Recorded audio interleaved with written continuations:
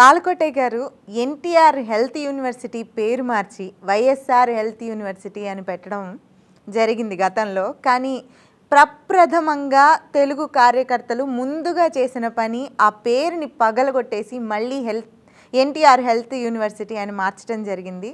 ఇందులో ప్రధాన పాత్ర పోషించింది కృష్ణా జిల్లా తెలుగు యువత అధ్యక్షులు దండమూడి చౌదరి. మీ అందరికీ తెలిసిన వ్యక్తే ఆయన.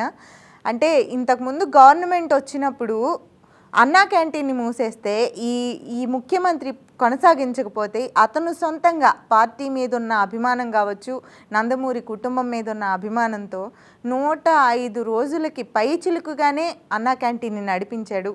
ఎన్నో కేసులు పెట్టించుకున్నాడు, ఎన్నో ఇబ్బందులు పడ్డాడు, మీలాగే మీ ఉద్యమకారులాగానే. కానీ ఇప్పుడు నేను అడగాలనుకున్న క్వశ్చన్ ఏంటంటే, వీళ్ళు చేసిన ఈ పనులన్నింటికి రివెంజ్ ఈ పనితోనే మొదలైందా, ఇంకా ముందు ముందు ఇంకా సినిమా ఉండబోతుందా అని నేను మిమ్మల్ని అడగదలుచుకున్నాను. రూపా గారు, ఆ రోజున స్వర్గీయ ఎన్టీ రామారావు గారి పేరు తీసి జగన్మోహన్ రెడ్డి గారు రాత్రికి రాత్రి వైఎస్ రాజశేఖర రెడ్డి గారి పేరు పెట్టినప్పుడు ఆంధ్ర రాష్ట్రంలో ప్రతి తెలుగుదేశం కార్యకర్త కూడా చాలా బాధపడ్డాడు.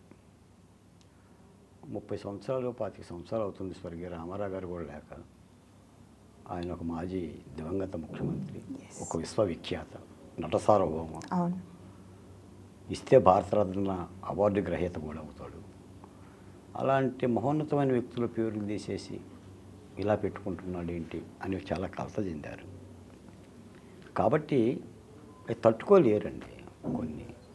కాబట్టి మీరన్న చౌదరి గారు తీసి పారదబ్బేసి పేరు పెట్టేశారు. రేపొద్దు ప్రభుత్వాన్ని అది పాటించమని. ఒకవేళ ఇప్పుడు ఆయన మీద దండమూడి చౌదరి గారి మీద కేసు పెట్టినా డోంట్ కేరే, ఏమవుతుంది మీకు. అలాగనే అంబేద్కర్ పేరును కూడా తీసేశాడు. అంబేద్కర్ విదేశీ పేరు, విద్య మీద ఉన్న పేరుని తీసేసి తన పేరు పెట్టుకున్నాడు, జగనన్న విదేశీ విద్యని. చాలా చోట్ల మేడం అసలు ఒక నామధేయాలు పిచ్చి వచ్చినట్టుగా, పేర్లు పిచ్చోడ్లాగా కుల ధృవీకరణ పత్రాల మీద ఆయన పేర్లు రాసుకోవటం, ముద్రలు వేయటం, ఫోటోలు పెట్టుకోవటం, ఆదాయ ధృవీకరణ పత్రాలు, రేషన్ కార్డులు, పట్టాదారు పాస్ పుస్తకాలు, ఆఖరికి కార్యాలయాల మీద పార్టీ రంగులు వేయటం, మళ్ళీ తుడవటం, బాత్రూమ్ల మీద బయట వేయటం, బాత్రూమ్ లోపల కూడా వేయటం. కొన్ని బాత్రూమ్ లోపల కూడా జగన్మోహన్ రెడ్డి గారి బొమ్మ ఉందంట. ఈ విధంగా మన రాళ్ళ మీద, అంటే మన పొలాల్లో నాటే రాళ్ళ మీద వేయటం, ఈ విధమైన అదే ఒక విచిత్రమైన ప్రకృతి అన్నట్టుగా, ఒక తొగ్గులక్కలాగా అరువులు చేస్తున్నారు. కాబట్టి ప్రజలు మరి చిన్న చిన్న కోరికలే, అందులో ధర్మం ఉందా ఆయన చేసిందని. తప్పనిసరి రేపైనా సరే ప్రభుత్వం వస్తుంది, జీవో విడుదల చేస్తుంది, లేదా యూనివర్సిటీ వైస్ ఛాన్సలరే కమిటీ చేసి నిర్ణయం తీసుకున్నా కూడా రాజశేఖర రెడ్డి గారి పేరు తీసేసి రామారావు గారి పేరు పెట్టేస్తారు. మాకు తెలిసి నేను కూడా న్యాయస్థానంలో హైకోర్టులో కుల ధృవీకరణ పత్రాల మీద జగన్మోహన్ రెడ్డి గారి బొమ్మ వేయటాన్ని నేను సవాల్ చేస్తూ కోర్టులో పిటిషన్ కూడా వేశాం. ఎందుకంటే ఈ క్యాస్ట్ సర్టిఫికెట్లు అనేది రాజ్యాంగబద్ధంగా వచ్చిన సర్టిఫికెట్లు అవి. అసలు 16 మంది ముఖ్యమంత్రులు ఎవరు వేసుకోలేవు బొమ్మని. అవును, కుల ధృవీకరణ పత్రాలు. దేశ ప్రధాని ఫోటో కూడా ఉండదు, రాష్ట్రపతి ఫోటో ఉండదు, రాజముద్ర తప్ప, లేదా రాష్ట్ర లోగో తప్ప. అసలు నీ ముద్ర ఎట్టేస్తావు, నవరత్నాలు లోగో ఎట్టేస్తావు? కాదండి, ఆయన చనిపోయినా కూడా జనాలు ఉండిపోవాలి, గుర్తుండిపోవాలి అంట. అందుకని ఇప్పుడు గుర్తుండిపోయే విధంగా ఇచ్చారు కదా. ఆంధ్రప్రదేశ్ గారు భారతదేశ చరిత్రలో మళ్ళీ జగన్మోహన్ రెడ్డి గారిని మర్చిపోని విధంగా, మరువురాని విధంగా 151 సీట్లను తెగనరికి 11 సీట్లతో కూర్చోబెట్టారు కదా. ఇదే జ్ఞాపకం. దీన్ని ఇలానే ఆస్వాదించాలి. అందుకని నాకు తెలిసి ఇంకో మాట కూడా చెప్తున్నాను మేడం. తెలుగుదేశం పార్టీ కార్యకర్తలు జగన్మోహన్ రెడ్డి గారి పరిపాలనలో చాలా కేసుల పరంగా చాలా హింసపడ్డారు. మీకు రాజమండ్రిలో ఒక మాజీ ఎమ్మెల్యేను కూడా 2 సెంట్ల దగ్గర గోడ దూకి అరెస్ట్ చేశారు. అచ్చెన్నాయుడు గారికి ఆరోగ్యం బాగోపోయినా ఆపరేషన్ జరగకుండా పేషెంట్ని దాదాపు 16 గంటలు తిప్పారు. అంటే అరెస్టులు చేయటాలు, గంటల తరబడి వేధించటాలు. జర్నలిస్ట్ అంకబాబు అని చెప్పేసి ఉన్నాడు, ఆయన చొక్కా లేకుండా అరెస్ట్ చేశారు.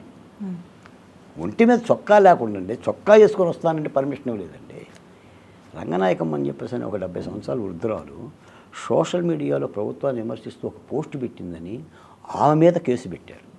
మీకు తెలుసో లేదో అంటే ఎన్ని కూడా గతం అయిపోయింది కానీ మరి పాపాలు చెప్పుకోవాలి కాబట్టి చెప్తున్నాను నేను. కృష్ణా జిల్లా వాడిని అరెస్ట్ చేసి కడపకి విచారణ పంపించేవాళ్ళు. కడపను అరెస్ట్ చేసి అమరావతికి విచారణ పంపించే అంటే వ్యయ ప్రయాసలు, వీళ్ళ ఇష్టాచారం. అంటే వాడు వేదన చెందాలి తిరగలేక. మీకు చంద్రబాబు నాయుడు గారిని కూడా నంద్యాలలో అరెస్ట్ చేస్తున్నప్పుడు అసలు ప్రొక్లైన్తో లాక్కొని వెళ్తాం బస్సును అన్నారు. అప్పుడు చంద్రబాబు నాయుడు గారు నేనే వస్తానని చెప్పేసానని ఆయనకు చట్టపరంగా అన్నీ తెలుసు కాబట్టి ఆయన కోర్టుకు వస్తే నిలువు కాళ్ళ మీద 24 గంటలు నిలబెట్టాడు చంద్రబాబు నాయుడు గారు. మీకు పొన్నవల్ సుధాకర్ గారు ఏమన్నారు చంద్రబాబు నాయుడు గారి యొక్క ఆరోగ్యం గురించి? మనం అందరం అభద్రతా భావం వ్యక్తం చేస్తుందంటే, భయపడుతుందంటే, చన్నీళ్ళు ఇస్తున్నారంట, దోమలు ఉంటున్నారంట, కొంతమంది ఖైదీలు ఏదో మనం గంజాయి తగిన ఖైదీలు వాళ్ళంతా ఉన్న సెల్లో వేసారట, మనం భయపడుతుంటే ఏం చెప్పాడు? 72 అడుగుల ఎత్తునున్న గోడలో మేము చంద్రబాబు నాయుడు గారిని పెట్టాం, మీరు భయపడినక్కర్లా, అసలు ఆయన ఇంట్లో కంటే జైల్లోనే భద్రంగా ఉంటుంది హేళన చేశారు. అంటే ఆ విధమైన ఒక వికృత వికటాట్టహాసాలు అనమాట. కాబట్టి రేపు చంద్రబాబు నాయుడు గారు ముఖ్యమంత్రి అయిన తర్వాత కూడా కొన్ని చోట్ల కార్యకర్తలు ఆగకపోవచ్చు, అమరావతి మహిళలు కూడా ఆగకపోవచ్చు. బాలకోటయ్య గారు, మీ ఉద్యమకారులు కావచ్చు, దండమూడి చౌదరి లాంటి కార్యకర్తలు కావచ్చు, అధికారం లేనప్పుడే మీరు వెన్ను చూపలేదు. అలాంటిది ఇప్పుడు మీకు అధికారం వచ్చింది కాబట్టి వాళ్ళు మిమ్మల్ని ఇబ్బంది పెట్టిన తీరుకి మీరు తిరిగి సమాధానం చెప్పబోతున్నారని మీ మాటల్లో నాకు అనిపిస్తుంది. Thank you sir. Thank you.